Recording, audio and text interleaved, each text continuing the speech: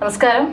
ഇപ്പോൾ അമേരിക്കൻ പ്രസിഡന്റും Chinese പ്രസിഡന്റായിട്ടുള്ള she ജിൻപിങ്ങും ഒരു യുദ്ധത്തിലാണ്. ഇപ്പോൾ ഈ ഏപ്രിൽ 2-നാണ് ഡൊണാൾഡ് ട്രംപ് ഈ പല രാജ്യങ്ങൾക്ക് മേൽ പകരച്ചുങ്കം ഏർപ്പെടുത്തിക്കൊണ്ടുള്ള പ്രഖ്യാപനം കൊണ്ടുവന്നത്. അതിനുശേഷം ഇപ്പോൾ അതിൽ ഏറ്റവും കൂടുതൽ ഇപ്പോൾ ഒരു തുറന്ന പോര് നടത്തുന്നത് ചൈനയും അമേരിക്കയുമാണ്. ഈ രണ്ട് രാജ്യങ്ങളും സത്യം പറഞ്ഞാൽ യുദ്ധം ആഗ്രഹിക്കുന്ന രാജ്യങ്ങളല്ല. പക്ഷേ ഈ ഒരു പോര് അവസാനം അത്തരത്തിലൊരു നീക്കത്തിലേക്ക് കാര്യങ്ങൾ എത്തിക്കുമോ എന്നുള്ളൊരു ആശങ്കയാണ് ഇപ്പോൾ, അതായത് വീണ്ടും ഒരു ലോകയുദ്ധത്തിലേക്ക് കാര്യങ്ങൾ എത്തിക്കുമോ എന്നുള്ളൊരു ആശങ്കയാണ് ഇപ്പോൾ പല രാജ്യങ്ങളും ഉയർത്തുന്നത്. ആ ഒരു ഭീഷണി നിലനിൽക്കുന്നുണ്ടോ എന്നുള്ളതാണ്. യുദ്ധം തുടങ്ങിക്കഴിഞ്ഞു. വ്യാപാര യുദ്ധം എന്നാണ് പറയുന്നത്, താരിഫ് വാർ. അതിലിപ്പോൾ ഈ റെസിപ്രോക്കൽ താരിഫ് കൊണ്ടുവന്നതിന് ശേഷമാണ്, ഈ പകരച്ചുങ്കം കൊണ്ടുവന്നതിന് ശേഷമാണ് സംഗതി ആകെ വഷളായിരിക്കുന്നത്. ഇത് കൊണ്ടുവന്നു എന്ന് പറയുമ്പോൾ അത് ചൈനയെ മാത്രമൊന്നല്ല, നമ്മുടെ രാജ്യത്തെ ഇന്ത്യ അടക്കം ബാധിക്കുന്ന വിഷയമാണ്. നമുക്കറിയാവുന്നതാണ്, ഈ ഒരു താരിഫ് കൊണ്ടുവരുന്ന സാഹചര്യത്തിൽ വളരെ പെട്ടെന്ന് ഇന്ത്യൻ പ്രധാനമന്ത്രിയുടെ ഒരു സന്ദർശനം അതിന് തൊട്ട് മുന്നോടിയായി സംഭവിച്ചിരുന്നു. അതിന് പിറകെ തന്നെ അമേരിക്കൻ നിർമ്മിത ഇപ്പോൾ ബർബൺ വിസ്കി അടക്കമുള്ള വിദേശ നിർമ്മിത മദ്യങ്ങളുണ്ട്. അപ്പോൾ അതിൻ്റെയൊക്കെ തന്നെ തീരുവ 150% അത് ഒറ്റയടിക്ക് 50% കുറച്ച് 100%-ലേക്ക് എത്തിച്ചിരുന്നു. എന്തുകൊണ്ട് അമേരിക്ക മറ്റു രാജ്യങ്ങളിൽ നിന്നുള്ള ഇറക്കുമതി സാധനങ്ങൾക്ക് ഇത്രയും തീരുവ പ്രഖ്യാപിക്കുന്നു എന്ന് ചോദിച്ചാൽ, ഇന്ത്യ പ്രഖ്യാപിക്കുന്നു എന്ന് ചോദിച്ചു കഴിഞ്ഞാൽ, ഇന്ത്യയിൽ തദ്ദേശീയത കൂടുതൽ ഉറപ്പുവരുത്താനും ഇന്ത്യൻ നിർമ്മിത വസ്തുക്കൾക്ക് കൂടുതൽ ഒരു മാർക്കറ്റ് കിട്ടാനും വേണ്ടിയിട്ടാണ്. അതൊരു വശം. നമ്മുടെ വ്യക്തിപരമായി നമ്മുടെ രാജ്യത്തിൻ്റെ മാത്രം കാര്യം എടുത്ത് നോക്കുകയാണെങ്കിൽ, ഇനി അമേരിക്കയെ സംബന്ധിച്ച് നോക്കുകയാണെങ്കിൽ, അമേരിക്ക എന്ന് പറയുന്നത് ഇതുപോലെ കൺസ്യൂമർ ഗുഡ്സിനെ ആശ്രയിച്ചുകൊണ്ടിരിക്കുന്ന ഒരു രാജ്യമാണ്. വലിയൊരു മാർക്കറ്റാണ് അമേരിക്ക എന്ന് പറയുന്നത്. അപ്പോൾ അമേരിക്ക പോലൊരു രാജ്യത്ത് നിരവധി രാജ്യങ്ങൾ ഇതുപോലെ വസ്തുക്കൾ എത്തിക്കുന്നുണ്ട്. അമേരിക്കയിൽ നിന്ന് പല വസ്തുക്കൾ പുറത്തേക്ക് പോകുന്നുണ്ട്. അപ്പോൾ ഇങ്ങനെയുള്ള ഒരു കൈമാറ്റ ഉടമ്പടിക്കിടയിൽ, ഗുഡ്സ് ആൻഡ് സർവീസ് എന്നാണല്ലോ പറയുന്നത്, ഇങ്ങനെ ഒരു ചുങ്കം ഏർപ്പെടുത്തുമ്പോൾ, കൂടുതൽ താരിഫ് ഏർപ്പെടുത്തുമ്പോൾ, അതിലൂടെ തദ്ദേശീയത കുറച്ചുകൂടി ഉറപ്പുവരുത്താമെന്ന് അമേരിക്ക കണക്കുകൂട്ടിയിട്ടൊന്നുമല്ല. അമേരിക്കയ്ക്ക് കൂടുതൽ വരുമാനം ഉണ്ടാക്കുക എന്നുള്ളതാണ്. ഈ മെഗാ ക്യാമ്പയിൻ ട്രംപ് പറഞ്ഞതുപോലെ അമേരിക്കയെ ഗ്രേറ്റ് ആക്കുന്നതിനോടൊപ്പം തന്നെ എക്കണോമിക് മേഖലയെ കൂടി, സാമ്പത്തിക മേഖലയെ കൂടി പിടിച്ചുയർത്തുക എന്നൊരു ലക്ഷ്യം കൂടിയുണ്ട്. എന്നാൽ കൃത്യമായൊരു ഹോംവർക്ക് ഇല്ലാതെ ചെയ്തൊരു പദ്ധതിയാണെന്ന് വേണം ഇപ്പോഴത്തെ ഒരു നിഗമനത്തിൽ നമുക്ക് ഇതിനെ പറയേണ്ടത്. കാരണം ആദ്യം ഇങ്ങനെ താരിഫ് മറ്റുമൊക്കെ ഏർപ്പെടുത്തി ഒരു ഡിസ്കൗണ്ടഡ് താരിഫാണ് ഇന്ത്യക്ക് തന്നിരിക്കുന്നത്, 27% ഡിസ്കൗണ്ടഡ് താരിഫ് എന്നാണ് പറയുന്നത്. അപ്പോൾ ഇതൊക്കെ ഏർപ്പെടുത്തി മുന്നോട്ട് പോകുമ്പോൾ ചൈനയെ സംബന്ധിച്ച് നോക്കുകയാണെങ്കിൽ, ചൈനയ്ക്ക് ഇപ്പോൾ ഏർപ്പെടുത്തിയിരിക്കുന്ന താരിഫ് എന്ന് പറയുന്നത് 150%-അടുത്താണ്, 145%. ഇത് ഇങ്ങനെ ഉയർത്തി ഏറ്റവും അവസാനമാണ് 145 എത്തിയത്. 145 എത്തിയപ്പോൾ ചൈന തിരിച്ച് മറുപടി കൊടുത്തു. 38-ൽ നിന്നും 83% ഉയർത്തി 125-ലോട്ട് എത്തിക്കുകയാണ് ചെയ്തത്. ഇതിപ്പോൾ ഇങ്ങനെ 150, 170, 200 എന്ന് പറഞ്ഞു കഴിഞ്ഞാൽ മുന്നോട്ട് മറ്റേ ലേലം വിളി പോലെ മുന്നോട്ട് പോകുമെന്നല്ലാതെ ഇതിലൊരു തീരുമാനം ഉണ്ടാവില്ല. പക്ഷേ ഇതിൽ ട്രംപിന് വലിയൊരു തിരിച്ചടി ഉണ്ടായി എന്നുള്ളത് യാഥാർത്ഥ്യമാണ്. കാരണം ഇതൊരിക്കലും അമേരിക്കയും ചൈനയും തമ്മിലുള്ളൊരു യുദ്ധമല്ല, ട്രംപും ചൈനയും തമ്മിലുള്ള ഒരു യുദ്ധമായിട്ട് വേണം കാണാൻ. ഇതിൻ്റെ തുടക്കം ഇവിടെ ഒന്നുമല്ല. 2018 ട്രംപ് അധികാരത്തിലുണ്ടായിരുന്ന സമയത്താണ് ഈ പകരച്ചുങ്കത്തിൻ്റെ ഒരു കാര്യവുമായി ബന്ധപ്പെട്ട് ചൈനയുമായി ഉടക്കിയ ഒരു സംഭവം ഉണ്ടായത്. പിന്നീട് ബൈഡൻ അധികാരത്തിലെത്തി, വലിയ പ്രശ്നങ്ങളൊന്നും തന്നെ ഇല്ലാതെ മുന്നോട്ട് പോയി. ബൈഡൻ കൊണ്ടുവരുന്ന നയങ്ങൾക്കെല്ലാം വിപരീതമായി തന്നെയാണ് ഒരുവിധം ട്രംപ് പ്രവർത്തിക്കാറുള്ളത്. അതുകൊണ്ട് തന്നെയാണ് ആ രാജ്യത്ത് അങ്ങനെയുള്ള പ്രശ്നങ്ങളും സൃഷ്ടിക്കപ്പെടുന്നത്. ഇപ്പോൾ സിമ്പിളായിട്ട് പറയുകയാണെങ്കിൽ, നമുക്കറിയാവുന്നതാണ്, ചൈനയെ സംബന്ധിച്ച് നിരവധി രാജ്യങ്ങളിലേക്ക് ചൈന എന്ത് ചെയ്യുന്നുണ്ട്, അവരുടെ പ്രൊഡക്ട്സ് കയറ്റുമതി ചെയ്യുന്നുണ്ട്. അപ്പോൾ അതിൽ അവർ ഏറ്റവും കൂടുതൽ റവന്യൂ, ഒരു ഏകദേശം പറയുകയാണെങ്കിൽ അമേരിക്കയായിട്ട് മാത്രം 1 ട്രില്യൺ എക്കണോമിയാണ് അവർ വ്യാപാരം നടത്തിക്കൊണ്ടിരിക്കുന്നത്. അപ്പോൾ ഈ $1 ട്രില്യൺ എന്ന് പറയുന്നത് ചില്ലറ കാശൊന്നുമല്ല. അപ്പോൾ ഇത്രയും വലിയൊരു എക്കണോമി തകരാനുള്ളൊരു സാധ്യതയാണ് ഇവിടെ ട്രംപിലൂടെ ഉണ്ടായിരിക്കുന്നത്. ട്രംപ് ഈ പറയുന്ന പോലെ 100%, 145% തീരുവ കൊടുത്തൊന്നും ചൈനയ്ക്കൊന്നും തന്നെ ചെയ്യാൻ സാധിക്കില്ല. അതിന് പകരമായിട്ട് ഇതേ നാണയത്തിൽ തന്നെ ഒരു തിരിച്ചടി കൊടുക്കുക എന്നുള്ളതാണ്. പക്ഷേ അതുമായി ബന്ധപ്പെട്ട് മുന്നോട്ട് പോകുമെന്ന് ഒരിക്കലും കരുതേണ്ടതുമില്ല. എന്നാൽ ഇങ്ങനെ ഒരു സംഭവം കൊണ്ടുവന്നപ്പോൾ ആദ്യം തന്നെ പ്രതിഫലിച്ചത് നമ്മുടെ ഇന്ത്യൻ മാർക്കറ്റിലടക്കം വലിയൊരു ഇടിവുണ്ടായി. അമേരിക്കൻ വിപണി എന്ന് പറയുന്നത് ഈ കഴിഞ്ഞ ഒരു 5 വർഷത്തിനിടയിൽ ഏറ്റവും വലിയ തകർച്ചയാണ് ഈ ഒരൊറ്റ തീരുമാനം കൊണ്ട് നേരിടേണ്ടി വന്നത്. അതും അവിടുത്തെ സാമ്പത്തിക വ്യവസ്ഥ മൊത്തം താറുമാറാകുന്ന ഒരു അവസ്ഥയിലേക്ക് പോയിക്കൊണ്ടിരിക്കുകയാണ്. ഇപ്പോൾ തന്നെ അവിടെ ജീവിത ചെലവ് കൂടുതലാണ്, അവിടെ അവശ്യ വസ്തുക്കൾക്കൊക്കെ തന്നെ തീപിടിച്ച വിലയാണെന്നുള്ള ഒരു ആവശ്യം, ഒരു പ്രശ്നം, അത് നാട്ടുകാർ തന്നെ ഉന്നയിക്കുന്ന പ്രകൃതി ദുരന്തങ്ങൾ വേറെ. അപ്പോൾ ഇങ്ങനെയൊക്കെയുള്ളൊരു പ്രശ്നം നടക്കുന്നതിനിടയിലാണ് ട്രംപ് ഇതുപോലൊരു നയവുമായിട്ട് മുന്നോട്ട് വരുന്നത്. അപ്പോൾ ഇങ്ങനെ ഒരു നയമായിട്ട് വരുമ്പോൾ എന്തൊക്കെ ആയിരിക്കും സാമൂഹിക സാമ്പത്തിക മേഖലയിൽ ഉണ്ടാക്കുന്ന ഇമ്പാക്റ്റ് എന്നുള്ളത് സ്വാഭാവികമായി ഒന്ന് ചർച്ച ചെയ്തെങ്കിലും നോക്കട്ടെ. ഒരു എക്കണോമിക്സ് പ്രൊഫസറുമായിട്ട് സംസാരിച്ചാൽ പോലും ഇക്കാര്യം മനസ്സിലാവുന്നതാണ്. അപ്പോൾ ഇത്രയും വലിയ ബിസിനസ്സുകാരനായിട്ടുള്ള ട്രംപ് ഇത് ചെയ്തതിന് പിന്നിൽ മറ്റെന്തോ ഗൂഢലക്ഷ്യമുണ്ടെന്നാണ് മനസ്സിലാക്കാൻ കഴിയുന്നത്. ട്രംപിൻ്റെ പൊതുവെ ഉള്ളൊരു സ്വഭാവം വെച്ച് നോക്കുകയാണെങ്കിൽ നമ്മൾ ഈ പൊളിറ്റിക്കൽ സയൻസ് സ്റ്റുഡൻസ് പറയുന്ന ഒരു കാര്യമുണ്ട്, അല്ലെങ്കിൽ അവരുടെ ഒരു തിയറിയാണ്, മാഡ്മാൻ തിയറി എന്ന് പറയും. അതായത് നടക്കാത്ത കാര്യങ്ങൾ നടത്തിയെടുക്കാനുള്ള, ആരും വിശ്വസിക്കാത്ത കാര്യങ്ങൾ, ആർക്കും പറ്റില്ല എന്ന് തോന്നുന്ന കാര്യങ്ങൾ ഇതൊക്കെ നടത്തിയെടുക്കാനും അതിന് പ്രഖ്യാപനം നടത്താനുമുള്ള ഒരു ത്വര, അതാണ് ട്രംപിനുള്ളത്. ട്രംപിനെ പല തവണയും കണ്ടിട്ടുള്ള ഒരു വിഷയം അത് തന്നെയാണ്. സാധാരണ ഒരു ഭരണാധികാരിയെ പോലെയല്ല. എന്നാൽ അമേരിക്കയെ സംബന്ധിച്ച് നോക്കുകയാണെങ്കിൽ അമേരിക്കയ്ക്ക് ഒരു ഭരണാധികാരിയുടെ കീഴിൽ മാത്രം നിൽക്കാൻ സാധിക്കില്ല. അമേരിക്ക ഒരു ജനാധിപത്യ രാജ്യമാണ്, ഡെമോക്രാറ്റിക് രാജ്യമാണ്. അപ്പോൾ ജനങ്ങൾ ഇതിനെതിരെ തിരിച്ചടിച്ചു കഴിഞ്ഞാൽ ഭരണാധികാരി ആര് തന്നെ ആയിരുന്നാലും താഴെ ഇറങ്ങേണ്ടി വരും. അതിന് മുകളിലേക്ക് സുപ്രീം കോടതിയുണ്ട്. അപ്പോൾ എന്തൊക്കെ നീക്കുപോക്ക് നടത്തിയാലും ട്രംപിനെ താഴെ ഇറക്കുന്നതിൽ വലിയ ബുദ്ധിമുട്ടൊന്നും തന്നെയില്ല. അത് മാത്രമല്ല, ട്രംപ് ഇതുവരെ അവിടുത്തെ ഡീപ് സ്റ്റേറ്റിൻ്റെ ഭാഗമായിട്ട് മാറിയിട്ടില്ല എന്നുള്ളത് യാഥാർത്ഥ്യമാണ്. അതുകൊണ്ട് അവർ വിചാരിച്ചാലും വളരെ എളുപ്പത്തിൽ ട്രംപിന് ഇതിനൊക്കെ ഒരു വലിയ തിരിച്ചടി കൊടുക്കാം. പക്ഷേ ജനങ്ങളിപ്പോൾ നോക്കുന്നത് ട്രംപ് അധികാരത്തിൽ വന്നു, ട്രംപിന് എന്ത് ചെയ്യാൻ സാധിക്കും? ട്രംപിന് മുന്നിൽ ഇനി ദിവസങ്ങളുണ്ട്, ഒരുപാട് മാസങ്ങളുണ്ട്, 4 വർഷത്തോളം ബാക്കി നിൽക്കുന്നുണ്ട്. അപ്പോൾ ഇതിനുള്ളിൽ അമേരിക്കയെ എങ്ങനെ മുന്നോട്ട് കൊണ്ടുവരാൻ സാധിക്കുമെന്നുള്ളത് അനലൈസ് ചെയ്തുകൊണ്ടിരിക്കുകയാണ്. ട്രംപിൻ്റെ ഈ ഒരു പ്രോഗ്രസ് റിപ്പോർട്ട് അനുസരിച്ചായിരിക്കും ഇനിയുള്ള വർഷങ്ങളിലെ ഭരണവും. പക്ഷേ ചൈനയുമായി ബന്ധപ്പെട്ട് ഇങ്ങനെ ഒരു വിഷയം ഉണ്ടാക്കിയപ്പോൾ ട്രംപ് ആദ്യം കരുതേണ്ടിയിരുന്നത് ഇതിനുണ്ടാകുന്ന ഭവിഷ്യത്തുകൾ എന്തൊക്കെ ആയിരിക്കും എന്നുള്ളതാണ്. ഇനി സിമ്പിളൊരു കാര്യം പറയുകയാണെങ്കിൽ നമുക്കറിയാവുന്നതാണ്, ഈ അടുത്ത് വന്ന വാർത്തയാണ്, അമേരിക്കയിൽ മുട്ടവില കുതിച്ചു വരുന്നു എന്നുള്ളത്. മുട്ടവില കുതിച്ചു വരുന്നു എന്ന് പറഞ്ഞാൽ ആദ്യം ഒരു $3 പിന്നെ $4, $5, ഇപ്പോൾ അത് എനിക്ക് തോന്നുന്നു $6.25 ആയിട്ടുണ്ട്. എന്ന് പറയുമ്പോൾ ഇന്ത്യൻ വില 535 രൂപ, 540 രൂപയാണ് ഒരു മുട്ടയുടെ വില. ഒരു മുട്ട മേടിക്കാൻ നിവൃത്തിയില്ലാതെ ജനങ്ങൾ ബുദ്ധിമുട്ടുകയാണ്. ഒന്ന് ആലോചിച്ച് നോക്ക്, മുട്ടയ്ക്ക് പോലും ഇത്ര തീ പിടിച്ച വിലയിലേക്ക് പോയിക്കൊണ്ടിരിക്കുകയാണ്. ഈ ഒരു സാഹചര്യത്തിൽ അമേരിക്ക ഇങ്ങനെ ഒരു മണ്ടൻ തീരുമാനം എടുത്തു എന്ന് തന്നെയാണ് ഏവരും പറയുന്നത്. ഇനി ചൈനയെ സംബന്ധിച്ച് നോക്കിക്കഴിഞ്ഞാൽ ഈ പറഞ്ഞതുപോലെ ചൈനയുടെ ധാതു സമ്പത്ത് നമുക്കറിയാവുന്നതാണ്. റയർ എർത്ത് മെറ്റൽസും അതുപോലെ ലിഥിയം അയോൺ ബാറ്ററിയും ഇതിൻ്റെ നിർമ്മാണവുമായിട്ട് ബന്ധപ്പെട്ടുള്ള റോ മെറ്റീരിയൽസും ഇതൊക്കെ തന്നെ ഏറ്റവും അധികം കാണപ്പെടുന്നത്. അതായത് ഏകദേശം അമേരിക്കയെ സംബന്ധിച്ച് 89% കയറ്റുമതി ചെയ്യുന്നത് ചൈനയിൽ നിന്നാണ്. അപ്പോൾ ഇങ്ങനെ ഒരു പ്രശ്നം കൊണ്ടുവന്നപ്പോൾ ഇതിലൊക്കെ ഒരു ബാൻ ചൈന വരുത്തിയിട്ടുണ്ട്. ചൈനയ്ക്കറിയാം എവിടെയൊക്കെയാണ് എങ്ങനെയൊക്കെയാണ് അമേരിക്കയെ തലക്കടിച്ച് നിർത്തേണ്ടതെന്നുള്ളത്. അങ്ങനെ ഒരു ബാൻ വരുമ്പം വലുതായിട്ട് അത് ബാധിക്കുന്നത് അമേരിക്ക തന്നെയാണ്, അമേരിക്കൻ ജനതയാണ്, അമേരിക്കൻ സർക്കാരിനെയാണ്, അമേരിക്കൻ സാമ്പത്തിക വ്യവസ്ഥയാണ്. ഇത് കൂടാതെ സംഭവിക്കുന്ന ഒരു കാര്യം എന്ന് പറയുന്നത്, ഇനി 30ഓളം അമേരിക്കൻ ഓർഗനൈസേഷൻസ് ബാൻ വരുത്തിയിട്ടുണ്ട്. അപ്പോൾ അവരുടെ പ്രവർത്തനങ്ങൾക്കും അവരുടെ മറ്റ് മുന്നോട്ടുള്ള പോക്കിനും സാമ്പത്തിക രംഗത്തിനും ഒക്കെ തന്നെ വലിയ തകർച്ച സംഭവിച്ചിട്ടുണ്ട്. ഈ ഒരു വിഷയം ഉണ്ടായപ്പോൾ ട്രംപ് ചെയ്തിരിക്കുന്നത് ഒരു രാജ്യത്തോട് മാത്രമല്ല, നിരവധി രാജ്യങ്ങൾക്ക് മേൽ ചുങ്കം ഏർപ്പെടുത്തിയെങ്കിൽ പോലും അതിലൊരു സാധ്യതയുള്ള ഒരു പ്രശ്നം ഉണ്ടായെന്ന് പറയുമ്പോൾ ലക്ഷോപലക്ഷം ഇൻവെസ്റ്റേഴ്സിനെയാണ് ഇത് ബാധിച്ചിരിക്കുന്നത്. അതും വൻകിട ഇൻവെസ്റ്റേഴ്സ് അല്ല, ചെറുകിട ഇൻവെസ്റ്റേഴ്സിനെയാണ്. ഈ ചെറിയ രീതിയിലായിരുന്നാലും സ്റ്റോക്ക് മാർക്കറ്റിലും മറ്റുമൊക്കെ ചെയ്യുന്ന ആളുകൾ ഇപ്പം നിരവധിയാണ്, ഒട്ടനവധി ആളുകളാണ് സ്റ്റോക്ക് മാർക്കറ്റിനെയൊക്കെ ആശ്രയിച്ചുകൊണ്ടും അതുപോലെ ഈ വിപണി വിലയെ മുൻനിർത്തി മുന്നോട്ട് പോയിക്കൊണ്ടിരിക്കുന്നത്. ഇവർക്കൊക്കെ തന്നെ വലിയൊരു തിരിച്ചടിയായിട്ടുണ്ട്. ഇതിനൊക്കെ കാരണമായിരിക്കുന്ന ഒരൊറ്റ മനുഷ്യനാണ്, അതാണ് ട്രംപ്. ഇതിലിപ്പോൾ നമ്മൾ പകരച്ചുങ്കം ഇന്ത്യയുമായിട്ട് കണക്ട് ചെയ്യുമ്പോൾ ഇന്ത്യ സേഫ് ആണെന്നൊന്നും നമുക്ക് പറയാനായിട്ട് സാധിക്കില്ല. കാരണം പലപ്പോഴും ഇന്ത്യയാണ് ടാക്സ് ഏർപ്പെടുത്തുന്നതിൽ ഏറ്റവും കൂടുതൽ എന്ന് പലപ്പോഴും ട്രംപ് വിമർശിച്ചിട്ടുള്ള ആളാണ്. പക്ഷേ ഇന്ത്യ ഇപ്പോൾ ഈ ഒരു കാര്യത്തിൽ സേഫ് ആണെന്ന് നമുക്ക് പറയാനായിട്ട് സാധിക്കില്ലല്ലോ. ഇന്ത്യ രണ്ട് വശമുണ്ട്. അതായത് ഇന്ത്യയെ സംബന്ധിച്ച് വലിയൊരു ഭീകരാവസ്ഥ മുന്നിൽ നിൽക്കുന്നുണ്ട്, മറിച്ച് വലിയൊരു മാർക്കറ്റ് ഇന്ത്യയുടെ മുന്നിൽ നിൽക്കുന്നുണ്ട്. അത് ഇന്ത്യ എങ്ങനെ വിനിയോഗിക്കുന്നു എന്നുള്ളത് നോക്കിയിട്ടാണ് പറയേണ്ടത്. ഇപ്പം ഞാൻ നേരത്തെ തന്നെ പറഞ്ഞതുപോലെ ബർബൺ വിസ്കി, ഇതിൽ നമ്മുടെ നാട്ടിൽ ഉപയോഗിക്കുന്ന നമ്മുടെ ബിവറേജസ് ഔട്ട്ലെറ്റിലൊക്കെ തന്നെ കിട്ടുന്ന ഒരു വിദേശ നിർമ്മിത മദ്യമാണ്. ഇതിൻ്റെ വില എന്ന് പറയുന്നത് ആയിരങ്ങളാണ്, 3000-നും 4000-നും 5000-നും ഒക്കെ കിട്ടുന്ന മദ്യമാണ്. അപ്പോൾ നമുക്ക് തന്നെ അറിയാം 251% ടാക്സ് കൊടുത്താണ് മലയാളികൾ മദ്യം കുടിക്കുന്നത്.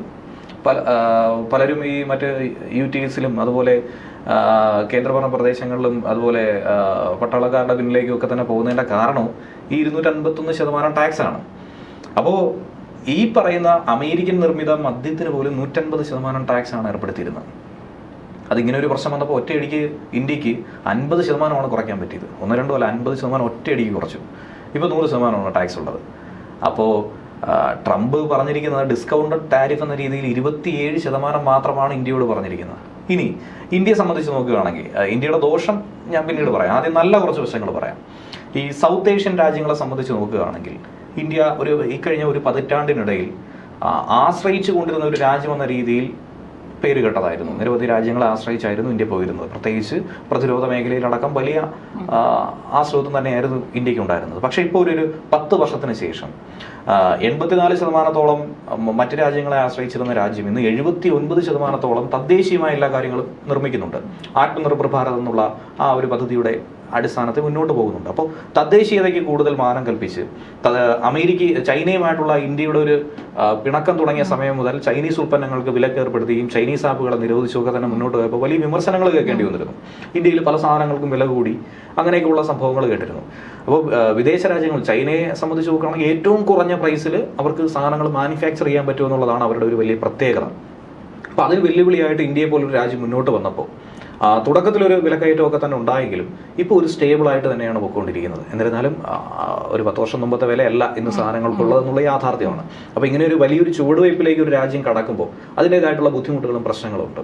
ചൈനയെ സംബന്ധിച്ച് നോക്കുകയാണെങ്കിൽ അവർക്ക് യൂട്യൂബ് ആയിക്കോട്ടെ, ഫേസ്ബുക്ക് ആയിക്കോട്ടെ, ട്വിറ്റർ ആയിക്കോട്ടെ ഒന്നും അവർക്ക് ഉപയോഗിക്കേണ്ട ആവശ്യമില്ല. അവരുടെ എല്ലാം അവർ തന്നെ ക്രിയേറ്റ് ചെയ്തിട്ടുണ്ട്. ജാക്മ നമുക്കറിയാവുന്നതാണ്. UC ബ്രൗസറൊക്കെ തന്നെ നമ്മുടെ ഇവിടെ വിലക്കേണ്ട കാരണവും അതൊക്കെ തന്നെയാണ്. അപ്പോൾ അവരുടേതായിട്ടുള്ള ആപ്ലിക്കേഷനുകളും അവരുടേതായിട്ടുള്ള സംവിധാനങ്ങളും ഒക്കെ തന്നെ ഡെവലപ്പ് ചെയ്തിട്ടുണ്ട്. മറ്റൊരു രാജ്യത്തെയും അവർക്ക് ആശ്രയിക്കേണ്ടതില്ല എന്നുള്ള നിലപാടിലേക്ക് അവർക്ക് മാറാൻ സാധിക്കും. കുറച്ച് ബുദ്ധിമുട്ടാണെങ്കിൽ പോലും അവർക്ക് അമേരിക്കയെ സംബന്ധിച്ച് നോക്കുകയാണെങ്കിൽ വളരെ എളുപ്പം സാധിക്കും എന്നുള്ളതാണ് യാഥാർത്ഥ്യം. ഇനി ഇന്ത്യയെ സംബന്ധിച്ച് നോക്കിക്കഴിഞ്ഞാൽ ഈ ഒരു വെല്ലുവിളി നമ്മളൊരു 10 വർഷം മുന്നേ തന്നെ നേരിട്ട് കഴിഞ്ഞതാണ്. അതുകൊണ്ട് നമ്മളെ സംബന്ധിച്ചിപ്പോൾ ഇറക്കുമതിയിൽ നിന്നും നമ്മൾ കയറ്റുമതിക്ക് കൂടുതൽ പ്രാധാന്യം കൊടുത്തുകൊണ്ടിരിക്കുകയാണ്. ഇപ്പോൾ ഇന്ത്യയുടെ ഏറ്റവും പ്രധാനമായിട്ട് പറയാൻ പറ്റുന്ന നമ്മുടെ അറബിക്കടലും അതുപോലെ ബംഗാൾ കടലും ഒക്കെ തന്നെ നിൽക്കുന്നുണ്ട്. ഇന്ത്യയുടെ മത്സ്യസമ്പത്ത് അത് അതിഭീകരമാണ്. അതുപോലെ ഷ്രിമ്പ് കയറ്റുമതിയുണ്ട്, ചെമ്മീൻ കയറ്റുമതി. നമ്മൾ പണ്ട് മുതലേ കേൾക്കുന്നതാണ് ചെമ്മീൻ കച്ചവടം, ചെമ്മീൻ കയറ്റുമതിയൊക്കെ തന്നെ. ഇത് അമേരിക്കൻ മാർക്കറ്റിലൊക്കെ വലിയ തോതിൽ ഡിമാൻഡുള്ള ഒരു വസ്തുവാണ്. അപ്പോൾ ഈ ഇന്ത്യയുടെ മത്സ്യസമ്പത്ത് നല്ല രീതിയിൽ വിനിയോഗിക്കാൻ സാധിച്ചു കഴിഞ്ഞാൽ അമേരിക്കൻ മാർക്കറ്റ് എന്നല്ല, നമുക്ക് മറ്റു പല രാജ്യങ്ങളിലേക്ക്, എന്തിനു പറയുന്നത്, വിയറ്റ്നാമിലേക്കൊക്കെ തന്നെ നമുക്ക് കയറ്റുമതി ചെയ്യാവുന്നതാണ്. അവിടെയൊക്കെ വലിയ ഡിമാൻഡ് ഉള്ളതാണ്. അപ്പോൾ ഇത്തരത്തിലുള്ളൊരു സാധ്യത നമുക്ക് മുതലെടുക്കാൻ കഴിയും ഇതിലൂടെ. ഇപ്പോൾ സൗത്ത് ഏഷ്യൻ രാജ്യങ്ങളിൽ ഇന്ത്യക്കാണ് ഞാൻ മനസ്സിലാക്കുന്ന ഏറ്റവും കുറവ് താരിഫുള്ളത്. തൊട്ടടുത്ത് ഉള്ള ബംഗ്ലാദേശിനായിക്കോട്ടെ, മറ്റ് വിയറ്റ്നാമേ ആയിക്കോട്ടെ, മറ്റ് രാജ്യങ്ങൾക്കായിക്കോട്ടെ, അവർക്കൊക്കെ തന്നെ ചൈനയ്ക്കായിക്കോട്ടെ ഭീകരമായ തീരുവ തന്നെയാണ് വന്നിരിക്കുന്നത്. അങ്ങനെ വരുമ്പോഴാണ് ഇന്ത്യയുടെ ഒരു സാധ്യത എന്ന് പറയുന്നത്. നമുക്കൊരു പഴയ കാര്യം കൂടി ഒന്ന് പരിശോധിക്കാം. അതായത് റഷ്യ ഉക്രൈൻ സംഘർഷം നടന്ന സമയം അന്ന് അമേരിക്ക ഒരു ഉപരോധം ഏർപ്പെടുത്തി. അതായത് റഷ്യയ്ക്ക് മേൽ ഉപരോധം ഏർപ്പെടുത്തിയപ്പോൾ റഷ്യയിൽ നിന്നും ഇന്ധനം വാങ്ങാൻ, എണ്ണ വാങ്ങാൻ യൂറോപ്യൻ രാജ്യങ്ങളോ അമേരിക്കയോ ഒന്നും തന്നെ തയ്യാറായില്ല. ഈ സാഹചര്യത്തിൽ റഷ്യയെ സംബന്ധിച്ച് നോക്കുകയാണെങ്കിൽ എണ്ണ ഉൽപ്പാദനവുമായി ബന്ധപ്പെട്ടാണ് അവരുടെ ഒരു സാമ്പത്തിക മേഖല തന്നെ പടുത്തുയർത്തിയിരിക്കുന്നത്. അപ്പോൾ വാങ്ങാൻ ആളില്ലെങ്കിൽ അവരെന്ത് ചെയ്യും? പെട്ടു. ഈ സാഹചര്യത്തിൽ റഷ്യയെ സഹായിച്ചത് ചൈനയും ഇന്ത്യയാണ്. അതായത് കുറഞ്ഞ വിലയ്ക്ക് എണ്ണ ലഭിക്കുന്നുവെന്ന് കണ്ടപ്പോൾ ഇന്ത്യക്ക് ഒരു താല്പര്യം വന്നു, ചൈനയ്ക്ക് ഒരു താല്പര്യം വന്നു. അതുവരെ ഇന്ത്യ ആരെ ആശ്രയിച്ചിരുന്നോ? ഗൾഫ് രാഷ്ട്രങ്ങളെ ആശ്രയിച്ചിരുന്നോ? റഷ്യയെ കൂടി എന്ത് ചെയ്യാൻ തുടങ്ങി? ആശ്രയിക്കാൻ തുടങ്ങി. അങ്ങനെ വന്നപ്പോൾ ഇന്ത്യക്ക് ഉണ്ടായൊരു നേട്ടം എന്ന് പറഞ്ഞാൽ കുറഞ്ഞ വിലയ്ക്ക് ക്രൂഡ് ഓയിൽ കിട്ടി. ഇതുവരെ കിട്ടിക്കൊണ്ടിരുന്ന ബൾക്കായിട്ട് തന്നുകൊണ്ടിരുന്ന അറേബ്യൻ രാഷ്ട്രങ്ങളായിക്കോട്ടെ കുറച്ചുകൂടി കുറഞ്ഞ വിലയ്ക്ക് തരാൻ തയ്യാറായി. കാര്യം നിങ്ങളില്ലെങ്കിൽ പോലും നമുക്ക് വേറെ മാർക്കറ്റ് ഉണ്ട് എന്നുള്ളത് മനസ്സിലാക്കിയാണ്. ഇങ്ങനെ ഒരു സാഹചര്യം വന്നപ്പോൾ ഇന്ത്യക്കുണ്ടായ നേട്ടം എന്ന് പറയുന്നത് ചെറുതൊന്നുമല്ല.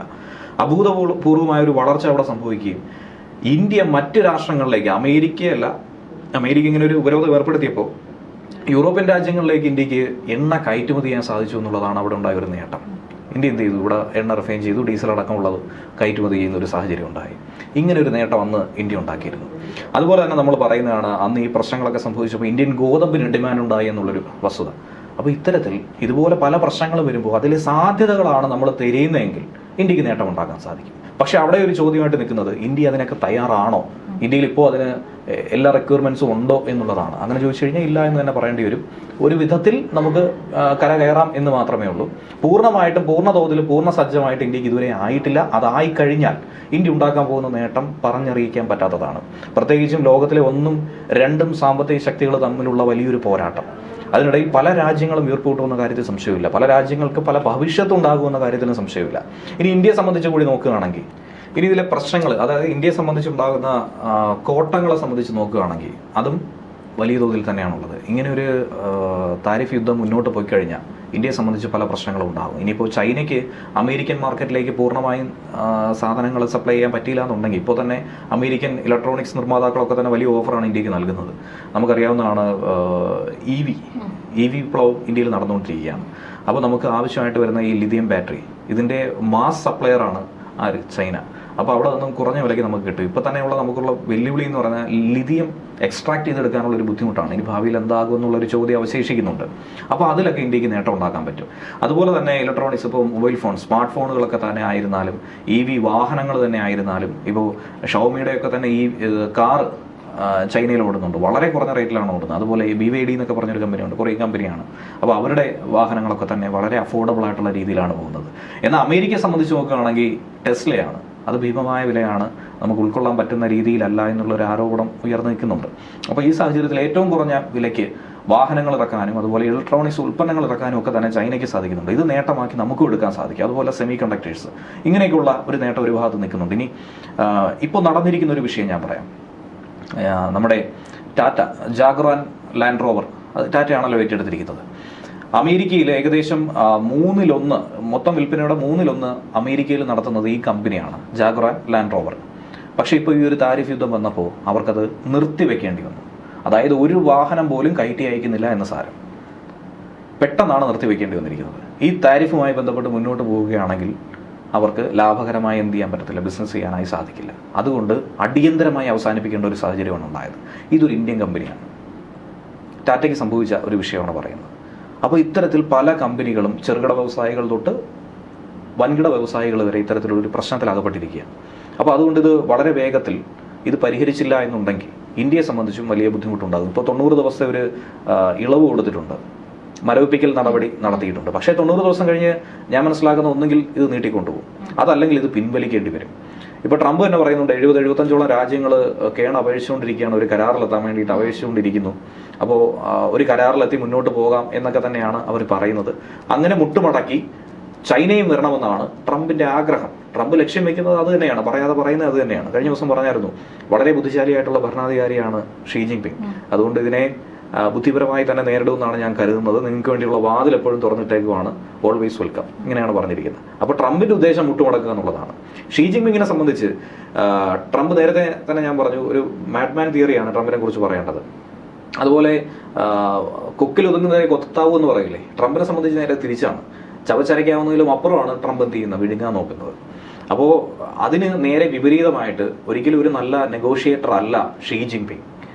ഷീ ജിൻപിങ് എന്ന് പറയുന്നത് ഒരു വ്യക്തിയല്ല, ഒരു വലിയ സിസ്റ്റമാണ്. ചൈന എന്ന് പറയുന്നത്, ചൈന ഈക്വൽസ് ഷീ ജിൻപിങ് എന്ന രീതിയിലേക്ക് മാറിയിരിക്കുന്നു എന്ന് പറഞ്ഞാൽ 4 വർഷം കൂടുമ്പോൾ ഭരണം മാറുകയോ ജനങ്ങൾ തിരഞ്ഞെടുക്കുകയോ ചെയ്യുന്ന ഒരു വിഷയമല്ല. ഷീ ജിൻപിങ് തന്നെയാണ് പരമാധികാരി, അദ്ദേഹം തന്നെയാണ് ആ സ്റ്റേറ്റ്.